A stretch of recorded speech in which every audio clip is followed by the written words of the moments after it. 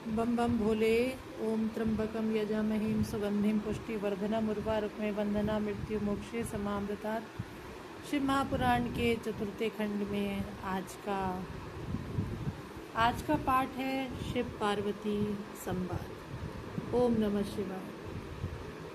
माँ पार्वती की परीक्षा लेने के लिए स्वयं भोलेनाथ बाबा आते हैं। माँ पार्वती शिव जी को प्राप्त करने के लिए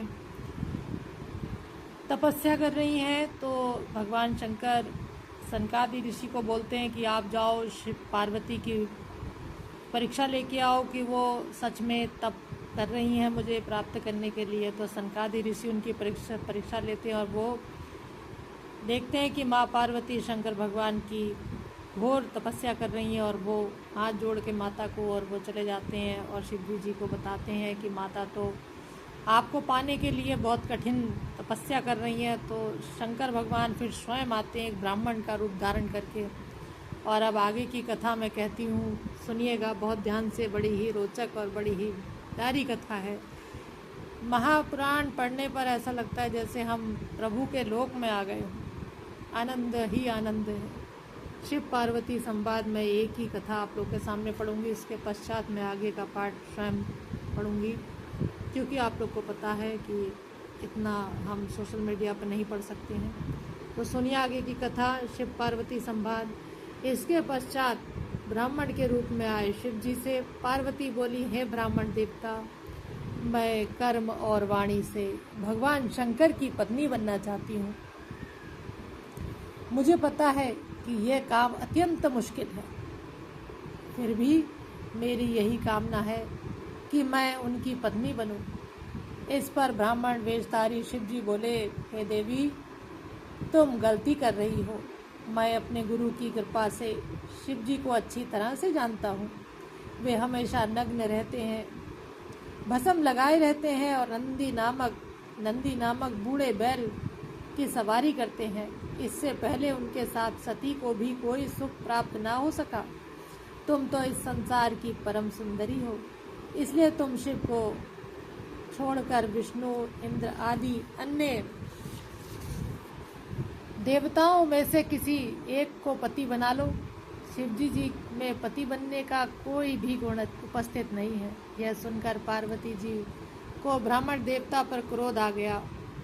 वे बोली, इसी प्रकार की निंदा करके यहाँ से सप्तऋषि भी चले गए। तुम उन्हें नहीं जानते हो, क्योंकि ब्रह्मा विष्णु उन्हीं की छत्र छाया में सुख भोग रहे हैं। शिव जी तो परम पिता हैं, उनकी आयु का कोई अनुमान नहीं लगा सकता। सर्वसमर्थ शिव जी की निंदा करने वाले को कभी भी स्थान नहीं मिलता है। 8 प्रकार की सिद्धियां उनके चरणों में अपने सिर झुकाती हैं। अब आप मेरे सम्मुख शिव जी की निंदा ना करें। इस प्रकार कहकर पार्वती जी शिव के ध्यान में मग्न हो गईं। ब्राह्मण देवता और कुछ समझाना चाहते थे, परंतु पार्वती जी ने अपनी सखी विजया से कहा, तुम इस नीच ब्राह्मण को यहाँ से भगा दो, यह फिर शिव जी की बुराई करेगा। शिव जी की निंदा करने वाला तो दोषी होता ही है, परंतु इनके साथ साथ निंदा सुनने वाला भी उतना ही दोषी माना जाता है।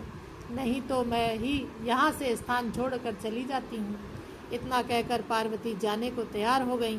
ऐसा देखकर शिव जी अपने वास्तविक रूप में प्रकट हो गए और पार्वती जी से बोले, तुम कहाँ चली? मैंने तुम्हारी परीक्षा ली थी, जिसमें तुम सफल रही। तुमने अपनी तपस्या से मुझे वश में कर लिया है। तुम्हारे समान इस त्रिलोकी में कोई तपस्वी नहीं है।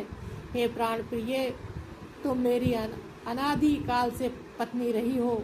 मुझे तुमने अपने वश में कर रखा है। भगवान शिव जी की वाणी को सुनकर पार्वती जी की प्रसन्नता का ठिकाना न रहा। वे बोली, हे प्राणनाथ, आपने मुझे क्यों भुला दिया? आप मुझे पत्नी के रूप में स्वीकार करने की कृपा करें। मैं ये सब वृतांत घर जाकर अपने पिता को बता देती हूँ। आप मेरे पिता से मुझे पत्नी रूप में मांग ले। इस तरह पार्वती जी भगवान शिव जी को प्रणाम करके चुप हो गईं। शिव जी तथास्तु कहकर कैलाश को चले गए। वहां पहुंचकर उन्होंने नंदीश्वर आदि गणों को यह शुभ समाचार सुनाया जिसे सुनकर सब बड़े खुश हुए।